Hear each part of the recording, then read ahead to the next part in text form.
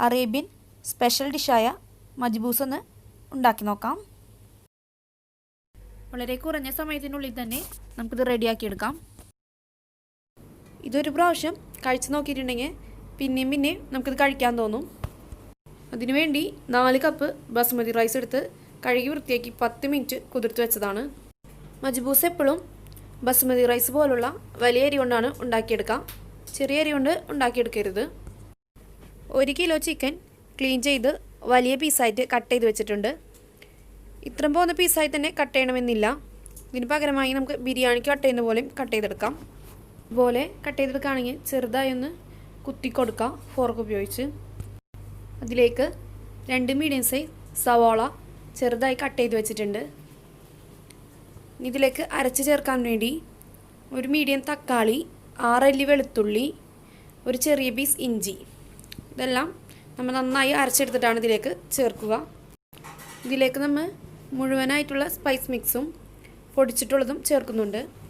1/2 teaspoon നല്ല ജീരകം, 1 bay leaf, 2 വലിയ പീസ് പട്ട, ഒരു ഡ്രൈ ലെമൺ, 6 ഏലക്കായ, 6 ഗ്രാമ്പൂ, 1/2 teaspoon Arabian spice mix powder, 3 പച്ചമുളക്. അറേബ്യൻ സ്പൈസ് മിക്സ് പൗഡറിന് എന്തെല്ലാം ഐറ്റംസാണ് വേണ്ടതെന്ന് ഡിസ്ക്രിപ്ഷനിൽ കൊടുക്കാം. ഇത് നമുക്ക് ഒലിവ് ഓയിലിലോ സൺഫ്ലവർ ഓയിലിലോ ചെയ്തെടുക്കാവുന്നതാണ്.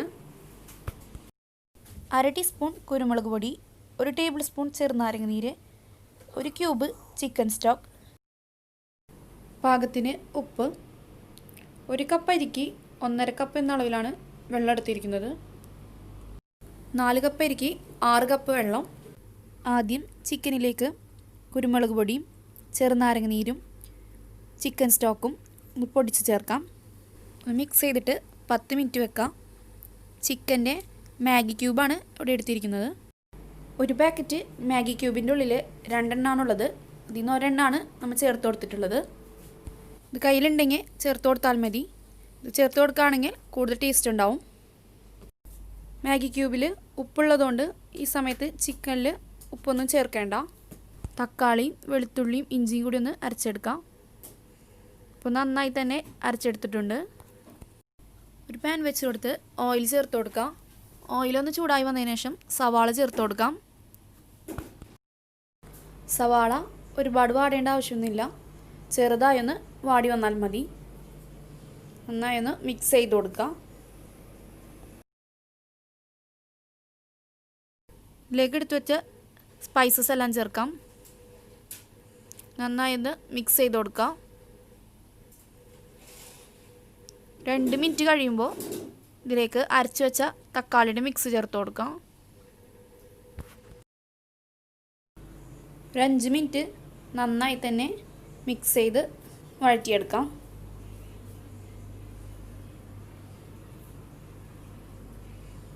ഇനി അതിലേക്ക് അറേബ്യൻ സ്പൈസ് മിക്സ് പൗഡർ ചേർത്ത് കൊടുക്കാം.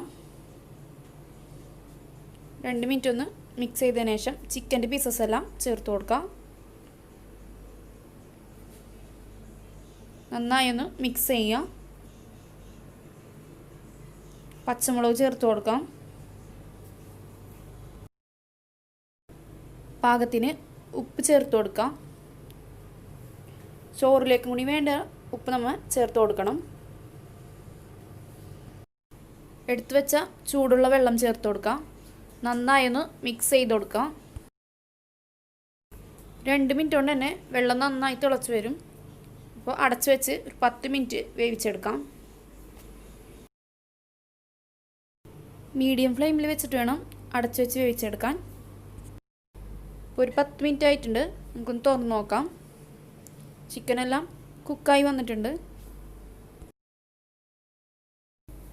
ഇനി ഇതിൽ നിന്ന് ചിക്കൻ്റെ പീസസ് എല്ലാം എടുത്തു മാറ്റണം.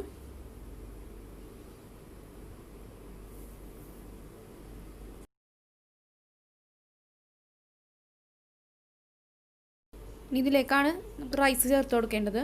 അതിന് മുമ്പ് ആദ്യം ഉപ്പൊന്ന് ചെക്ക് ചെയ്യാം. കുറവുണ്ടെങ്കിൽ ചേർത്ത് കൊടുക്കാം. നന്നായി ഒന്ന് മിക്സ് ചെയ്തിട്ട് അടച്ചു വെച്ച് വേവിച്ചെടുക്കാം. നമ്മൾ എടുത്തു മാറ്റി വെച്ചിരിക്കുന്ന ചിക്കനിലേക്ക് 1/2 ടീസ്പൂൺ അറേബ്യൻ സ്പൈസ് മിക്സ് പൗഡറും 1 ടീസ്പൂൺ ഓയിലും ചേർത്ത് കൊടുത്ത് നന്നായി ഒന്ന് മിക്സ് ചെയ്ത് കൊടുക്കുക. ഒരു 8 മിനിറ്റ് കൊണ്ട് തന്നെ റൈസ് കുക്കായി വന്നിട്ടുണ്ട്. ചിക്കൻ്റെ പീസസ് എല്ലാം ചെറുതായി ഒന്ന് ഫ്രൈ ചെയ്തെടുക്കാം. ആദ്യം ഒരു പാൻ വെച്ച് കൊടുത്ത് 2 ടേബിൾ സ്പൂൺ ഓയിൽ ചേർത്ത് കൊടുക്കാം. ചിക്കൻ പീസസ് എല്ലാം വെച്ച് കൊടുക്കാം. ലോ ഫ്ലെയിമിൽ തിരിച്ചും മറിച്ചും ചെറുതായി ഒന്ന് ഫ്രൈ ചെയ്തെടുക്കാം.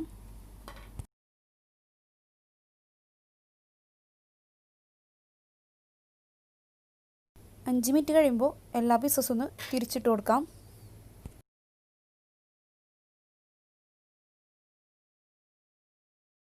ഇപ്പോൾ 2 സൈഡും ഫ്രൈ ആയി വന്നിട്ടുണ്ട്. നമുക്കിത് റൈസിൻ്റെ മുകളിൽ വെച്ച് കൊടുക്കാം. അതിനുശേഷം സെർവ് ചെയ്യാം. ഈ രീതിയിലാണ് സെർവ് ചെയ്തെടുക്കേണ്ടത്. ഒരു തവണയെങ്കിലും ഈ രീതിയിലൊന്ന് ഉണ്ടാക്കി നോക്കാം. ഇഷ്ടമായെങ്കിൽ ലൈക്ക് ചെയ്യുക.